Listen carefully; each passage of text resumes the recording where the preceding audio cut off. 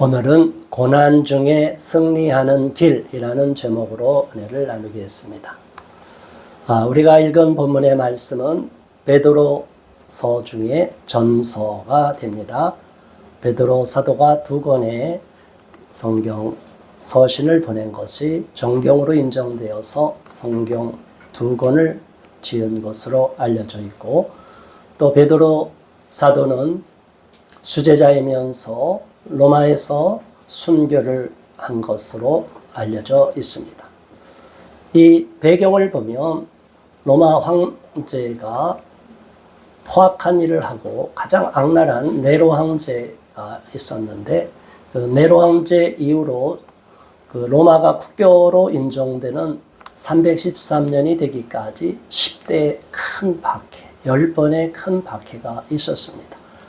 그러한 엄청난 박해 가운데도 크리스찬들은 살아남았고, 하나님은 그들이 끝까지 믿음을 잃지 않도록 붙잡아 주셨다는 사실을 믿으시고, 우리 또한 어려운 일을 만나고 고난을 당하고 인생 가운데 시험에 처해 있는다 할지라도 결코 낭망하지 말고 시험 들지 말고 하나님을 배반하지 말고 끝까지 둯대를 향하여 달려갈 수 있기를 주님의 이름으로 축원합니다.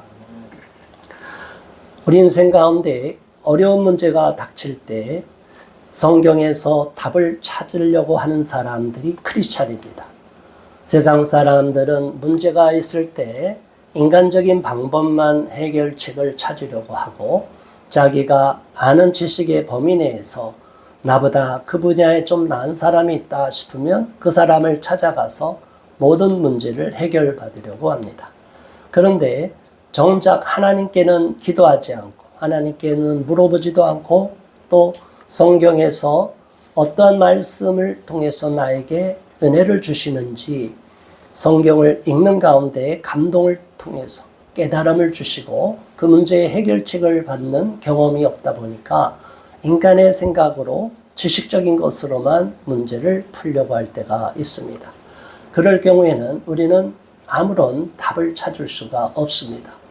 왜냐하면 천하의 인간에 의인은 없고 하나도 없다고 그랬고, 모든 사람은 다 불완전하고 죄인이기 때문에 그 불완전한 사람으로부터 해결책을 찾으려고 하면 누구든지 실망할 수밖에 없고, 나중에는 그 사람이 그런 사람이었어? 라고 깜빡 속아버리고 배신감을 느끼고 실망감을 느끼게 되어 있습니다. 그래서 저와 여러분들은 오직 하나님께 기도하고 또 영적으로 앞선 분들한테 조언을 듣되 최종 결정은 하나님께로부터 기도하여 성경 말씀을 통해서 응답을 받을 수 있기를 주님의 이름으로 축원합니다.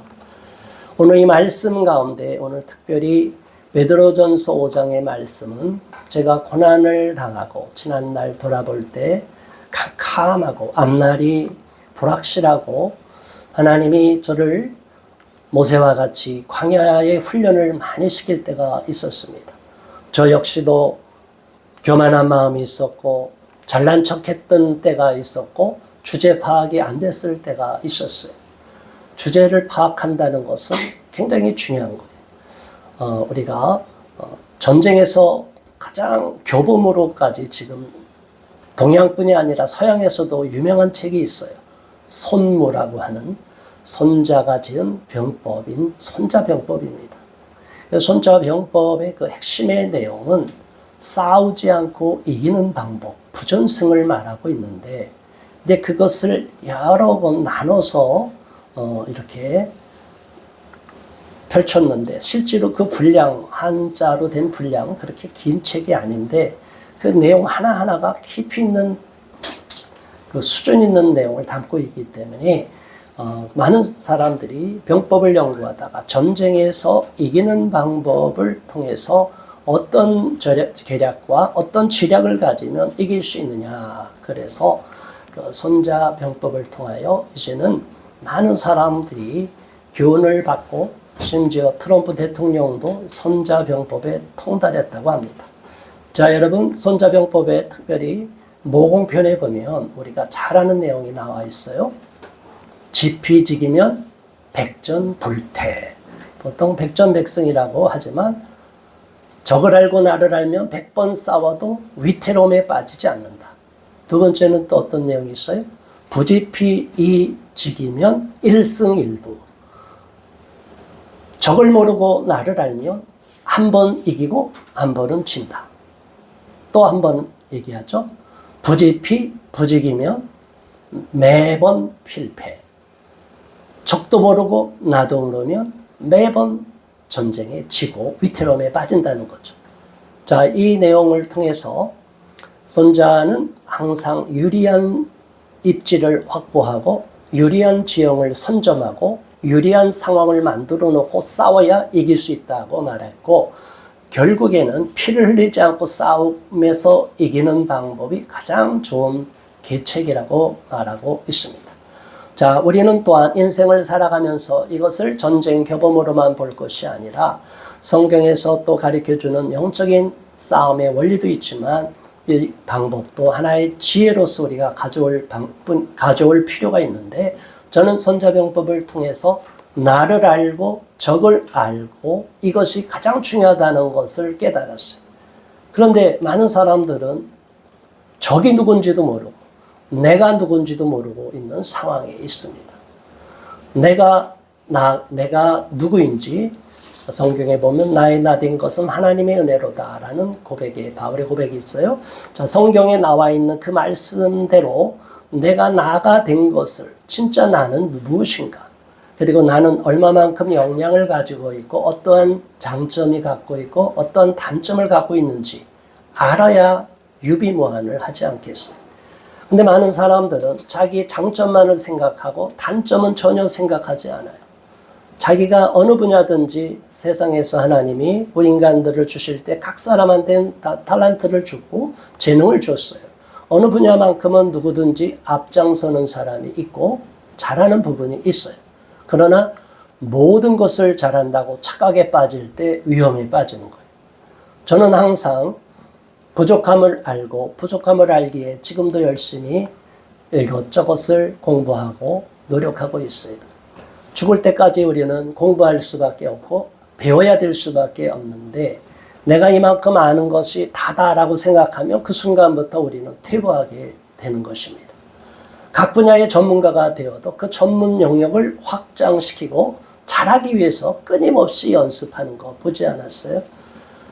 예술가들이, 유명한 악기를 연주하는 연주자들이 그 실력을 유지하기 위해서 얼마만큼 연습한다고 그래요?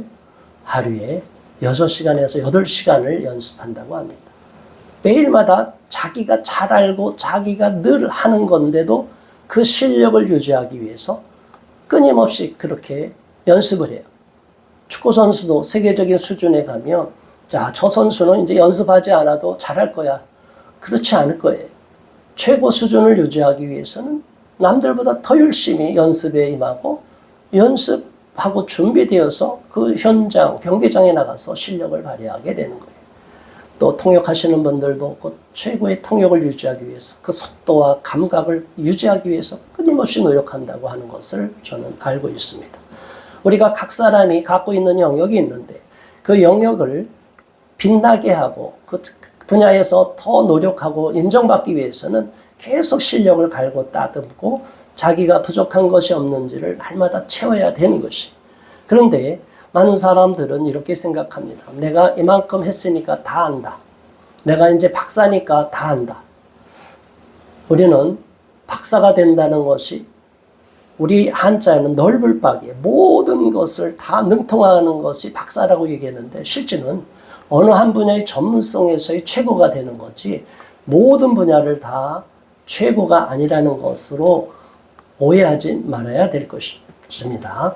그렇기 때문에 어느 한 분야에서 학문 영역에서 박사를 받았다 하더라도 내가 다 안다고 생각하면 안 되는 것이고, 또 목사인 저도 목사이기 때문에 성경을 다 알고 영적인 영역에서 모든 것을 내가 다 안다 이렇게 하면 목회자도 교만이 들어가고 시험이 들어요. 제가 신앙생활하고 또 믿음생활하는 가운데 왜 하나님은 저를 불러서 이곳에 있게 했느냐, 또 저한테 이런 사명을 주었느냐. 그 사명도 쉽지 않은 사명이지만 제가 힘들고 어려울 때 저보다 더 어려운 지역에서, 오지에서 알아주지도 않고 무명한 자로서 헌신하고 땀 흘리고 헌신하는 그러한 죄종들을 볼 때, 선교사님들을 볼 때 제 자신이 숙연해질 때가 많습니다. 저는 그래도 아무리 어렵다 하더라도 무시당하지는 않은 정도가 되는데, 아예 무시당하고 외면당하고 알아주지도 않는 사람이 있어요. 하나님이 그 사명을 남들이 하기 싫어하는 그 일을 맡겼는데 하기 싫어요, 나 하기 싫어요, 이렇게 할 수도 있어요. 지금 북한 선교하는 분들도 그런 경우고, 특수한 이슬람권에 가서 은밀하게 목숨을 내놓고 선교하는 분들도 그런 상황에 처해 있습니다. 우리는 각자의 영역에서 하나님이 저와 여러분을 어떤 부분으로 부르셨는지를 기억하시고, 그 일을 감당하다가 어려움에 빠질 수 있고 고통을 겪을 수 있고 힘든 상황을 맞닥뜨릴 수 있는데, 결코 실망하거나 낙심하지 말고 끝까지 인내하시고 믿음의 선진들을, 믿음의 선배들을 본받아 끝까지 주님 앞에 나갈 수 있기를 바랍니다. 5절의 말씀을 함께 봉독합니다. 젊은 자들아, 이와 같이 장로들에게 순종하고 다 서로 겸손으로 허리를 동이라.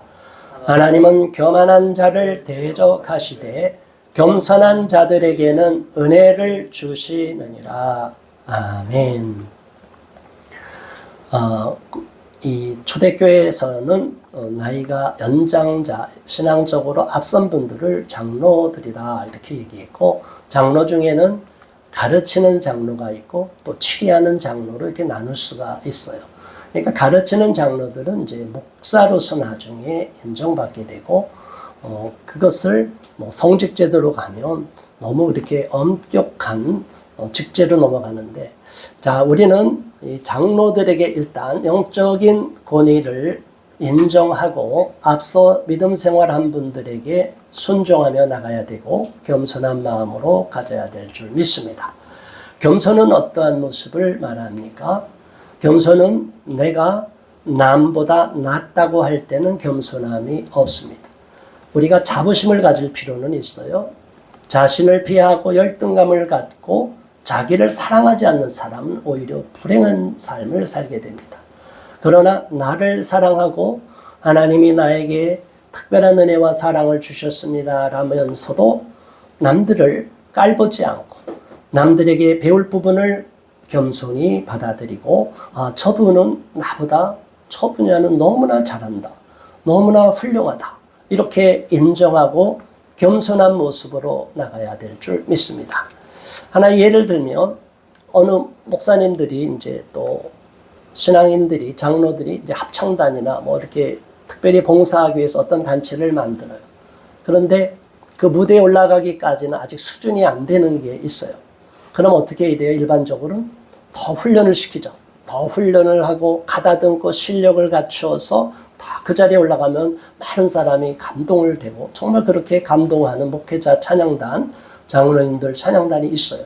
그런데 어느 분들은 제가 듣다가 민망하는 경우가 있어요. 전혀 무대에 올라갈 상황이 아닌데 목사님들이니까, 장로님들이니까 합창단이라고 해서 그냥 그 자리에 쑥 올라간 거예요.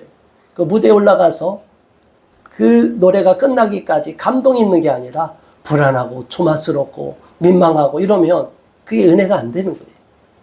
겸손하지 않을 때 우리가 그런 모습이 나타납니다. 목회자인 저도 마찬가지죠.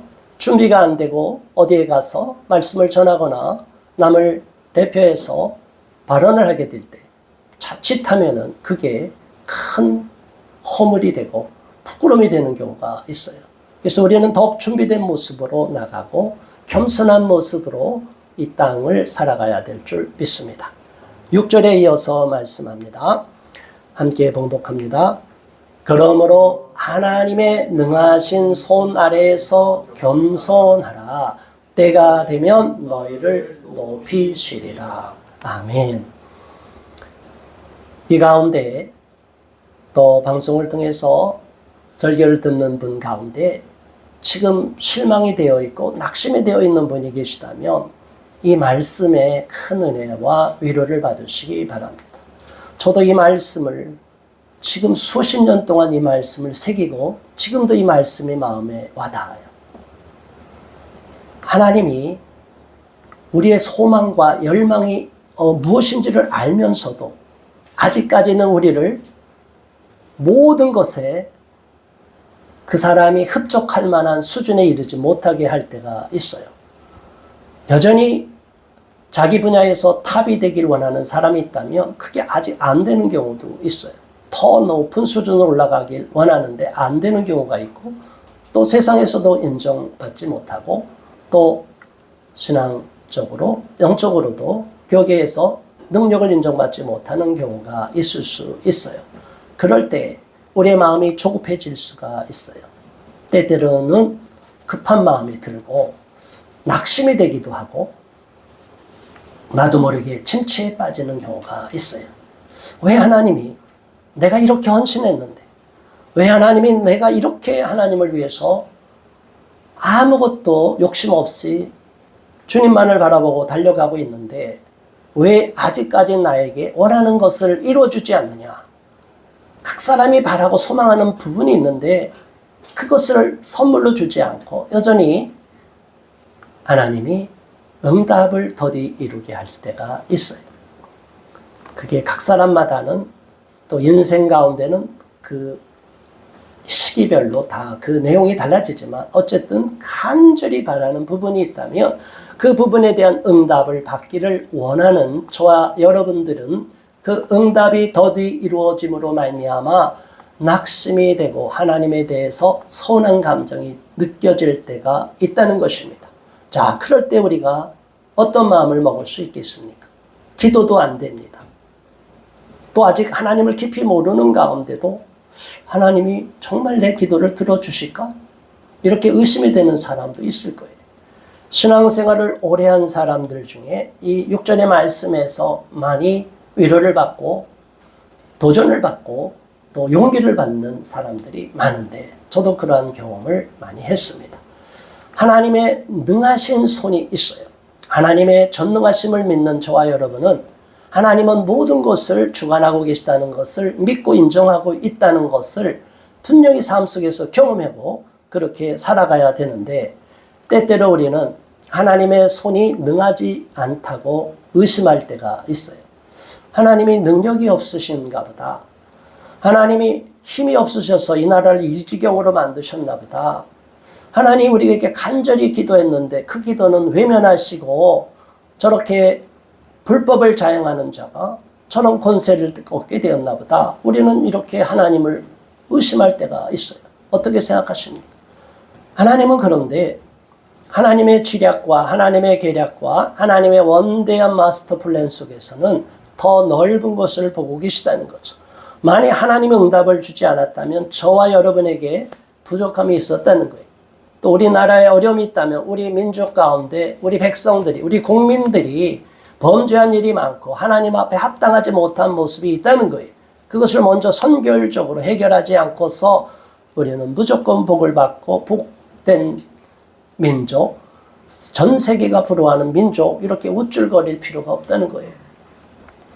저와 여러분들은 진정으로 겸손한 마음을 갖기를 바랍니다. 그럴 때는 하나님의 전능성을 믿고 따라야 돼요. 하나님은 모든 것에 무소부재하시고 모든 것을 다 알고 이루시고 다스리시는 전지전능하신 하나님임을 우리는 믿고 따라가야 될 줄 믿습니다. 이런 하나님의 전능한 손길을 믿고 따라갈 때 우리는 마음의 평안함을 느끼게 돼요. 아, 하나님이 때가 되면 내 인생 가운데도 개입하셔서 하나님의 장중에 붙잡힌 바 되어서 크게 쓰임받을 수 있겠다라는 믿음을 가질 수 있기를 바랍니다. 그런 겸손한 마음으로 하나님 앞에 순종하고 하나님을 신뢰하고 하나님께 계속 기도하며 달려갈 때 때가 임하게 되는 거예요. 흘러가는 자연스러운 크로노스의 시간이 아니라 하나님이 이제 저 인생에, 저와 여러분의 인생에 직접 개입하시는 카이로스의 시간이 임하게 되는 거예요. 이러한 놀라운 기적 같은 때가 되면 하나님이 내가 생각하고 상상하지 못했던 방법으로 그런 위치로 올려주시고 저와 여러분을 더 높은 자리로 세워주실 줄 믿습니다. 우리 하나님이 높여주시고 우리 하나님이 우리를 모든 사람에게 인정받게 하시고 칭찬을 받게 하시는 그런 자리로 올라간다는 거 결코 쉬운 일은 아니에요. 많은 사람이 부러움을 받는 자리로 올라간다는 거 결코 쉬운 일은 아니에요. 그러나 하나님의 때가 되면 지금까지의 실패한 인생이 아니라 지금까지의 무명한 인생, 여전히 궁핍하고 가난하고 남들이 알아주지 않는 인생이 아니라 어느 순간에 나의 삶이 확 바뀌게 되는 것을 경험하게 될 줄 믿습니다. 그러한 하나님의 놀라운 응답의 때까지 우리는 인내하고 겸손히 무릎 꿇고 하나님 앞에 날마다 소망을 두고 기도해야 될 줄 믿습니다. 베드로전서에는 그 배경이 박해의 시기가 되어 있기 때문에 고난이란 말이 21번이나 나와요. 이 내용은 정말 이 소망의 메시지를 주는 베드로 사도의 그 마음은 하나님이 베드로 사도를 감동시켜서 주는 마음은 고난 가운데도 소망을 가지라는 거예요. 고난 가운데 낙심하지 말고 고난 가운데 불안해하고 떨고 불안하고 떠는 가운데 배신자의 길로 가지 말고 끝까지 하나님께 소망을 두고 십자가를 지고 목숨을 두려워하지 말고 주님만 바라보고 달려가라는 거예요.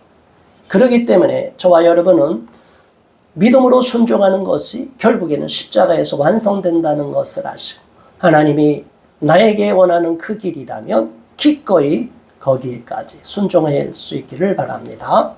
7절 이어서 봉독합니다. 너희 염려를 다 주께 맡기라. 이는 그가 너희를 돌보십니다. 아멘. 걱정과 염려가 있습니다. 지금 우리나라 국가적으로도 걱정, 염려가 있고 또 교회적으로도 걱정과 염려가 있습니다. 개인적으로도 가정적으로도 걱정과 염려가 있을 것입니다. 그런데 이 염려를 우리가 끌어안고 해결책을 찾는다고 최종적인 해결책이 나오지가 않습니다. 염려할 때 물론 우리는 고민하고 숙고하고 깊이 기도하면서 그 염려를 어떻게 풀어갈 것인지를 나름대로 숙고할 필요는 있어요. 그러나 최종적인 결정은 하나님께 맡길 수 있기를 바랍니다.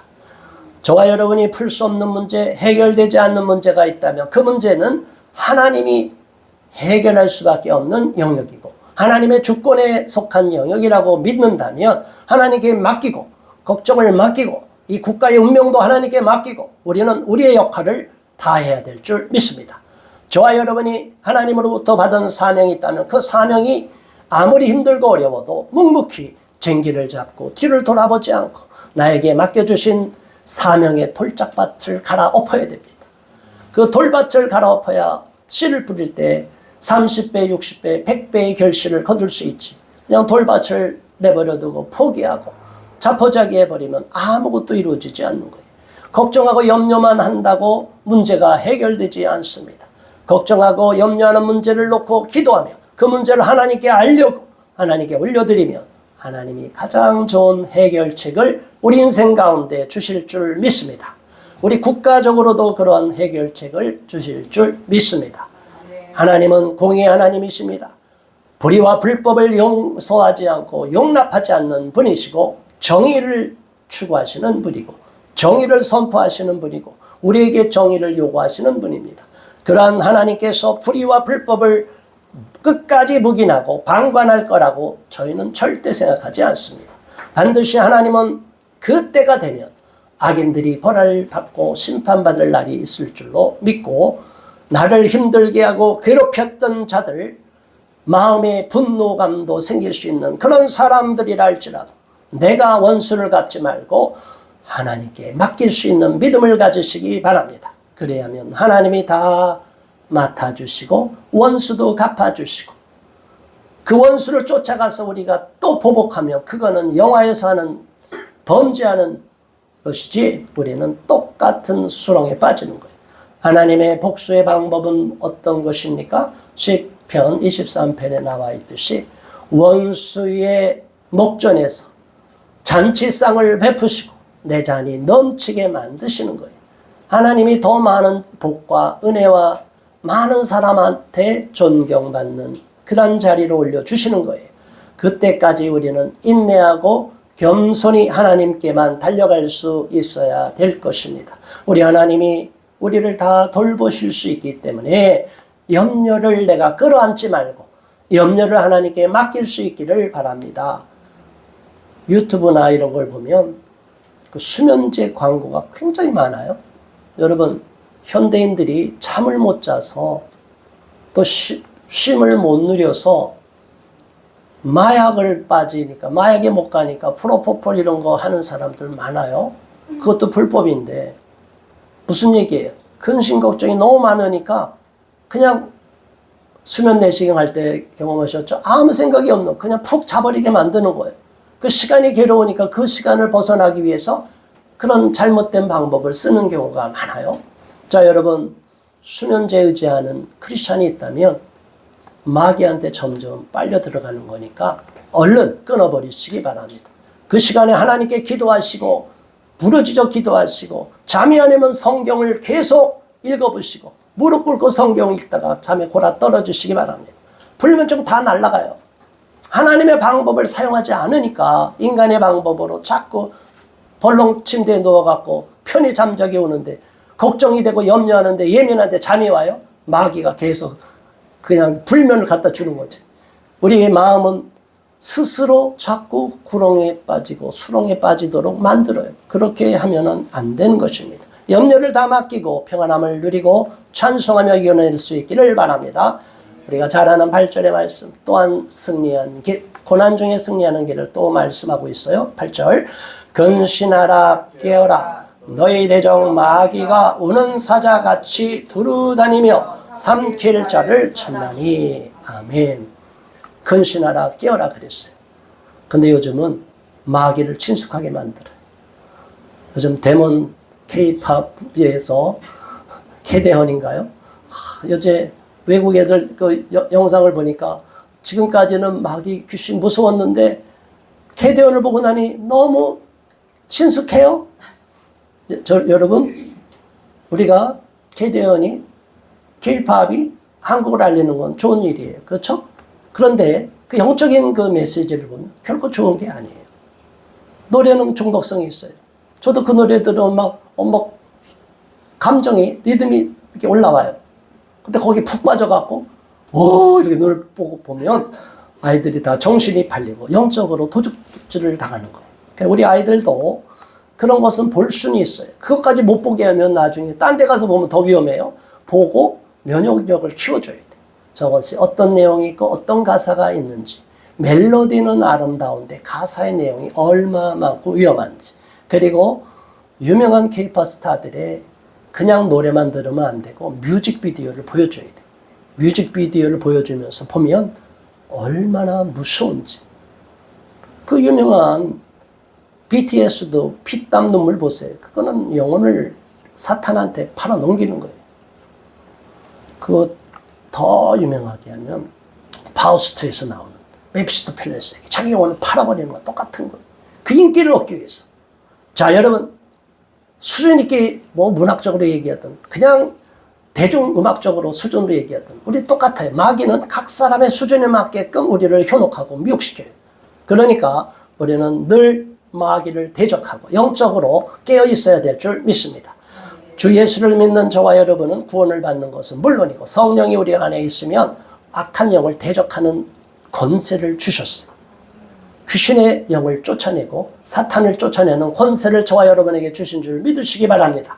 그런데 문제는 사용하지 않아요. 아무리 좋은 기계도 사용하지 않으면 어떻게? 녹슬어 버려요. 영적으로 기도하고 대적 기도를 하고 어둠의 세력을 제압하고 이렇게 기도해야 되는데 우리가 기도를 안 하면 기도에 녹이 슬고 점점 영적으로 쇠약해져요. 예수님께서 말씀하셨잖아요. 제자들 놀라운 기적을 행하셨어요. 전도여행 다닐 때 귀신이 쫓아나고 병자가 살아나고 놀라운 일이 일어났어요. 그런데 변화산상에 올라갔다가 제자 3명 데리고 내려와 보니까 제자들이 귀신 들린 자 하나 쫓지 못해갖고 허덕이는 거예요. 여러분, 귀신 들린 자가 성경에 그렇게 필요하지만 귀신 들린 자의 모습 보셨어요? 발작하는 거 한번 보세요. 와! 그 사람의 힘이 못 당해요. 그 초능력을 어떻게 당해요? 소리 지른다고 천하장사? 그 힘은 천하장사도 날려버려요. 이 초능력이 나타날 때 어떻게 이걸 이겨요? 이 귀신 들린 자 하나 못 쫓아서 허허 막 그냥 허둥지둥 할 때 예수님이 뭐라고 하셨어요? 이 믿음 없는 자들아. 도대체 기도하지 않고 믿음은 다 잃어버리고 그냥 예수님 기적을 행하는 거 구경꾼으로만 쫓아다니고 있는 거예요. 지금. 그래서는 안 되는 거예요. 저와 여러분이 예수님의 은혜를 덧입고 예수님의 사랑을 독점하고 또 예수님으로부터 권세를 받았다면 그 권세를 사용할 수 있기를 바랍니다. 귀신 들린 자는 귀신같이 알아요. 귀신 들린 자가 있으면 제가 그냥 가면 지가 알아요. 무슨 얘기냐면 정말 능력 있고 하나님의 영으로 충만한 사람은 그 옆에만 가기만 해도 손도 안 댔는데 벌벌 떨어요. 잠잠해져요. 그런데 우리가 기도하지 않고 저도 그러다가 기도하지 않으면 당해요. 그러니까 날마다 영적으로 무장해야 되는 거예요. 깨어 있어야 되는 거예요. 어둠의 영을 대적해야 되는 거예요. 사탄을 제압해야 되는 거예요. 이런 권세는 저와 여러분에게 주셨는데 이 권세를 사용하지 않고 있기 때문에 하나님이 안타까워하셔요. 우리는 근신해야 됩니다. 이 세상이 얼마나 위험한 거, 영적으로 유혹이 많은지를 잘 아시고 깨어 있어야 돼요. 영적으로 깨어 있는다는 것은 잠도 안 잔다는 것이 아니라 날마다 하나님께 초점을 맞추는 거예요. 어떤 일, 어떤 상황이 벌어지더라도 날마다 예수님이면 어떻게 하실까? 예수님께 기도하고 하나님이 이걸 어떻게 풀어주실까라고 기도하면서 나가는 것입니다. 그리고 원수마귀가 대적하는 자가 허점이 있느냐 없느냐 다 찾는 거예요. 자, 사자가 표범이 밀림에서 무리를 습격하는 게 있어요. 그런데 가장자리에 가까이 있는 동물들이 잡아먹히는 게 아니에요. 대부분 어디서 잡아먹혀요? 그 무리 가운데 깊이 나는 안전해. 내 앞에는 몇백 겹이 우리 친구들이 다 동료들이 지키고 있어. 나는 가만히 있으면 되겠지. 웬걸. 탁 그냥 살아온 짐승들이 치고 들어가면 무리가 쫙 갈라지잖아요. 그러면 얼결에 거기서 약한 자들이 잡아먹히는 거예요. 저와 여러분들이 많은 성도가 있고 많은 주변에 믿는 사람이 있다고 하여 방심하면 안 되는 거예요. 내가 영성을 유지하고 지켜야 되는 거예요. 하나님 앞에 우리는 누구든지 단독자로 서게 되어 있어요. 저 역시도 마지막 날에 이 땅을 떠나고 하나님 나라로 갈 때, 세상을 끝나고 하나님의 심판대 앞에 갈 때는 제 옆에는 아무도 없어요. 제가 하나님 앞에 단독자로 섭니다. 그리고 하나님 앞에 심판을 받는 거예요. 너가 어떻게 살아왔는지 하나님이 다 알고 계시니까 많은 증인들 앞에 제 삶이 다 드러날 거예요. 그렇기 때문에 저는 두려운 거예요. 그날에 부끄러움을 당하지 않게 해달라고 기도하는 거예요. 저와 여러분들이 그런 삶을 살아야 되고 아직도 감추인 죄가 있다면 다 회개하고 하나님 앞에 성결한 모습을 갖기를 바라고 우리 하나님이 맡겨주신 사명이 있다면 그것을 게을리하지 말고 최선을 다하고 충성을 다할 수 있기를 바랍니다. 악한 원수가 우리를 공격하면 오히려 주 예수 이름으로 사탄아 물러가라 대적하여 쫓아낼 수 있는 권능을 행할 수 있기를 주님의 이름으로 축원합니다. 9절 너희는 믿음을 굳건하게 하여 그를 대적하라. 이는 세상에 있는 너희 형제들도 동일한 고난을 당하는 줄을 압니다. 아무리 고난에 처해있고 고난 상황이고 여러 가지 주변 환경이 핍박이 도래하는 시대라 하고 잡혀가는 사람들이 늘어난다 할지라도 불안에 떨지 말고 우리는 끝까지 하나님만을 믿고 따르고 신뢰해야 된다는 것입니다. 10절의 말씀을 다 같이 봉독합니다. 모든 은혜의 하나님 곧 그리스도 안에서 너희를 부르사 자기의 영원한 영광에 들어가게 하시니가 잠깐 고난을 당한 너희를 친히 온전하게 하시고 굳건하게 하시며 강하게 하시며 터를 견고하게 하시리라. 아멘. 우리 하나님은 끝까지 하나님을 믿고 따르는 저와 여러분을 책임을 져주겠다고 확정해 주시는 거예요. 염려하지 말라는 거예요. 내가 너희를 굳건하게 하고 온전하게 하고 강하게 하고 너희의 털을 견고하게 해 줄 것이니까 불안해 떨지 말고 마귀의 미혹에 빠지지 말고 게으르고 안일하지 말고 걱정 염려를 하나님께 맡기고 교만하지 말고 겸손한 모습으로 하나님께 날마다 무릎 꿇고 기도하며 달려가기를 요구하고 계시는 겁니다. 그게 바로 승리하는 비결이고 이 땅에서는 물론이고 하늘나라에서까지 하나님으로부터 잘했다, 착하고 충성된 종아라고 칭찬받는 비결임을 아시고 우리 모두 오늘 주신 말씀을 마음에 새기고 어떠한 고난과 시련 또 인생 가운데 겪고 있는 어려움이 있더라도 낭망하지 말고 끝까지 인내하여 승리할 수 있게 달라고 이 시간 합심하여 간절히 기도하겠습니다. 주여 할렐루야. 하나님 아버지 고맙습니다. 감사합니다. 오늘 베드로 전서 5장의 말씀을 통하여 우리가 다시 한번 하나님을 새롭게 믿고 따르고 하나님 앞에 겸비한 마음으로 나가며 겸손히 순종할 수 있기를 바랍니다. 이 땅이 어둠으로 덮여가고 있고 핍박과 박해가 다가온다 할지라도 우리는 하나님을 믿고 따라가는 가운데 승리할 줄 믿습니다. 절대로 흔들리거나 요동하거나 불안에 빠지지 않게 하시고 우리 하나님만을 전적으로 신뢰하게 하시고 겸손한 마음으로 남을 나보다 낫게 여기며 염려와 걱정을 하나님께 다 맡겨드리고 마음의 쉼, 영적인 쉼을 누릴 수 있는 우리 모두가 되기를 바랍니다. 하나님이 오늘 주신 말씀대로 순종하며 나갈 때 우리에게 예비하신 놀라운 복을 누리게 하여 주실 줄 믿고 승리하게 하여 주실 줄 믿습니다. 어떠한 고난과 어려운 상황일지라도 끝까지 주님만 믿고 따라가여 승리할 수 있게 하시고 하나님께 쓰임받는 귀한 주님의 자녀가 되게 하여 주옵소서. 예수 그리스도 이름으로 간절히 축복 기도하옵나이다. 아멘.